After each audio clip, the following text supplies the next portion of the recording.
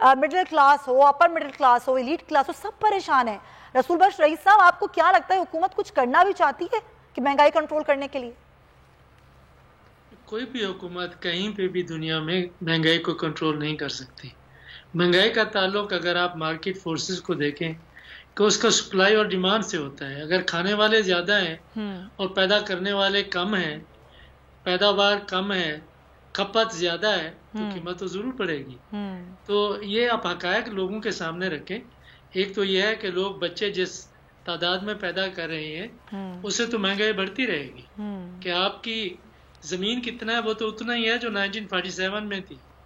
جو پانی ہے وہ 1947 سے کم ہو کے اگر آپ ڈسٹریبیوٹ کریں پر کیپیٹا تو وہ بالکل کم ہو گیا۔ ہم سرپلس میں تھے، اب واٹر اسٹریسڈ کنٹریز میں ہیں۔ تو آبادی اگر آپ کی تقریباً 35 ملین سے کہ 230 ملین کے قریب ہو جائے تو پھر مہنگائی کا آپ رونا نہ روئیں۔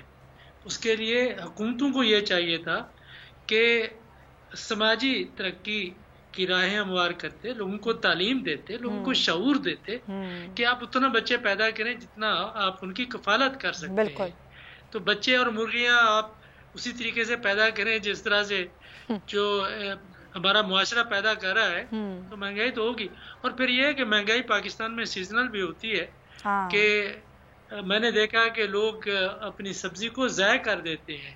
آج کل ٹماٹر جس تعداد میں پیدا ہو رہے ہیں سندھ میں، لوگ گھروں میں پھینک رہے ہیں کہ خرید کرنے والا نہیں ہے، 10 روپے میں بھی خرید کرنے والا نہیں ہے۔ تو وہ ایک جو نظام ہے منڈی کا، اس کو ٹھیک کرنے کی ضرورت ہے۔ حکومتوں کے اوپر ملبہ ڈالنا بڑا آسان ہے، لوگوں کو اپنی ذمہ داری کا احساس دلانا ذرا مشکل کام ہے۔ وہ دلائیں کہ اگر شکر مارکیٹ میں چینی مہنگی ہے تو آپ نہ خریدیں، کم استعمال کریں۔ اگر دال اور گوشت مہنگا ہے کم خرید کریں، کم کھائیں، ذرا کفالت سے کام لیں، خود سبزیاں گھر میں لگائیں۔ ترغیبات دیتی ہیں حکومتیں، حکومت کو ان باتوں پہ تو کوئی توجہ نہیں دیتا کہ گھر میں اگر آپ چھوٹی سی جگہ ہے تو اپنے لیے سلاد لگا سکتے ہیں، آپ کے لیے چھوٹی موٹی سبزیاں لگا سکتے ہیں، گملوں میں لگا سکتے ہیں، چھتوں پہ لگا سکتے ہیں۔ لیکن وہ لوگ کہتے ہیں کہ بازار میں جائیں، 10 روپے 100 روپے لے کے جائیں اور اپنا سبزی کا بیگ بھر کے لیں۔ چلیں ایک طرف تو آپ کی بات بالکل درست ہے، آپ کی ایک طرف تو بات بالکل درست ہے، لیکن اس کا ایک دوسرا پہلو بھی ہے۔ وہ پہلو یہ کہ منافع خور بھی تو ہے نا، وہ منافع خوری کرتے ہیں۔ آپ نے کہا سیزنل ہوتی ہے مہنگائی، تو یہ سیزن ہے جس میں منافع خور سرگرم ہو جاتے ہیں۔ اب اگر کچھ ضروری اشیاء ہیں، چلیں سبزیاں اگا لیں گے، پھل اگر اپنے گھروں میں وہ کر لیں گے، لیکن ظاہر اگر چینی نہیں لیں گے، اگر آٹا اور گھی اور چاول لینے کے لیے بھی جائیں اور وہ بھی آپ کو مہنگا مل رہا ہو، اور بھی بہت ساری ضرورت زندگی ہوتی ہے، اور منافع خور سرگرم بیٹھے ہوئے ہوں، تو پھر آپ کیا کریں؟ پھر کس کے پاس جائیں؟ پھر کس کو بولیں؟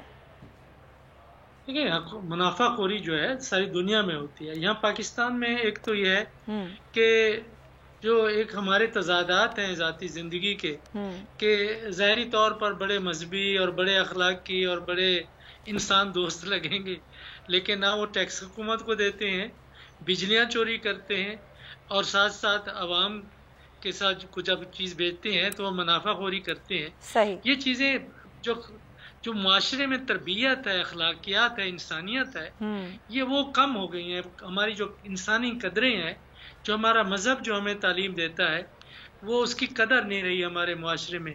دکھاوا زیادہ ہے، عمل نہیں ہے۔ تو اس کے اوپر اگر آپ کہیں کہ لاکھوں کی تعداد میں یہ لوگ وینڈرز ہیں جو سبزیاں بیچتے ہیں، پھل بیچتے ہیں، مرغی بیچتے ہیں، دکاندار ہیں، ان کا کاروبار چلتا ہے، ان کے اوپر حکومت کیسے پیرا دے؟ کتنا لوگوں کو آپ وہاں پہ ملازمین؟ یہ تو خیر آپ کی بات درست ہے کہ ہر انسان کا اپنا بھی تو کچھ فرض ہے۔ اب ہم بات کرتے ہیں مسلمان ہیں تو مسلمان دوسرے مسلمان پر کس طریقے سے اپنا اچھا برتاؤ کر سکتا ہے، ظاہر وہ دکاندار بھی اس میں شامل ہوتے ہیں کہ آپ اپنی قیمتوں کو کنٹرول کر کے، منافع خوری کم کر کے بھی اپنے دوسرے مسلمان بھائی کا خیال کر سکتے ہیں۔ اور آپ نے بڑی اچھی بات کی کہ ہمیں بھی بحیثیت مسلمان انسان اپنے لیے بھی اور اپنے لوگوں کے لیے بھی کچھ سوچنا ہوگا۔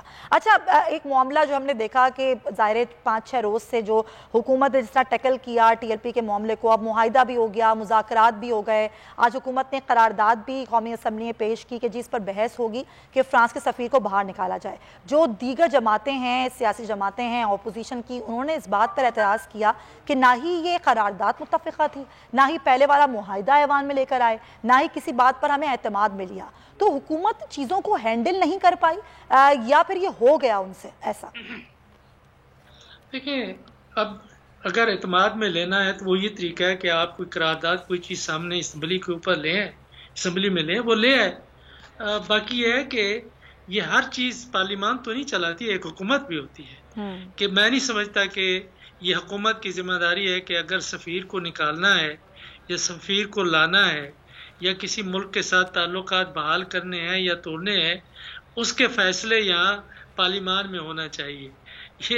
یہ پارلیمانی جمہوریت میں بھی اس کی روایت نہیں، یہ حکومت کا کام ہے۔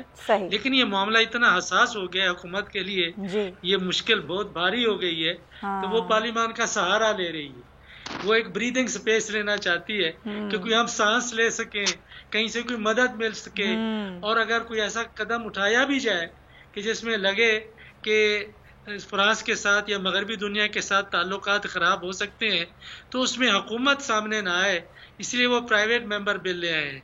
تو حکومت چھپنا چاہ رہی ہے۔ مسائل ایسے ہیں کہ اگر لوگوں میں مذہبی جذباتیت اس حد تک ہو کہ آپ پولیس اسٹیشنوں کے اوپر حملے کریں کہ کرنے والا کون، ملک کوئی اور ہم اپنے لوگوں کو 8 پولیس والے مار دیے، 40 گاڑیاں جلا دیں، 80 کے قریب پولیس والے زخمی ہیں، اور جو دینی جماعت ہے جو احتجاج کر رہی تھی وہاں سے بھی لوگ شہید ہوئے ہیں، مارے گئے ہیں، تو یہ کس کا نقصان ہے؟ ہم کیا کر رہے ہیں؟ یہ چیز تو وزیر اعظم صاحب نے اس قوم کے سامنے رکھی۔ ہمیں سوچنا چاہیے ہم کیا کر رہے ہیں، کہ بالکل میں سمجھتا ہوں کہ حکومت کا موقف یہ درست ہے، اور حزب اختلاف کی طرف سے جو باتیں ہو رہی تھیں وہ بھی بالکل درست ہے کہ دیکھیں ناموس رسالت صلی اللہ علیہ وسلم ہم سب کا ایمان ہے مسلمانوں کا، اس کے اوپر تو کوئی کمپرومائز نہ کرتا ہے نہ سوچ سکتا ہے کہ ایک دوسرے کے اوپر الزام تراشی کہ وہ کمپرومائز کر رہا ہے وہ کر رہا ہے، اس پہ سیاست نہیں کرنی چاہیے۔